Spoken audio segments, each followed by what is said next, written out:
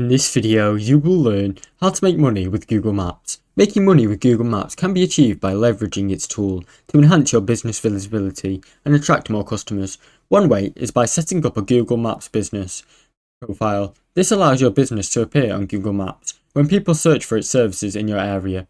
By optimizing your GMB, your Google My Business listing, with accurate information and high quality photos, customer reviews, this can all increase your local traffic to your business, leading to more sales or bookings. Another strategy to use is Google Maps for local SEO. To improve your business search engine rankings, as your business gains more visibility through Google Maps, you can drive more foot traffic and website visits, directly translating to higher revenue. Additionally, if you will own a popular location, you can potentially make more money through affiliate marketing or partnering with other businesses listed on the map for promotion or cross-marketing. Moreover, apps and services that help people navigate to a specific location can earn revenue through ads, such as including Google Maps within their platform and utilizing ad placements. Thanks for watching. Don't forget to like and subscribe.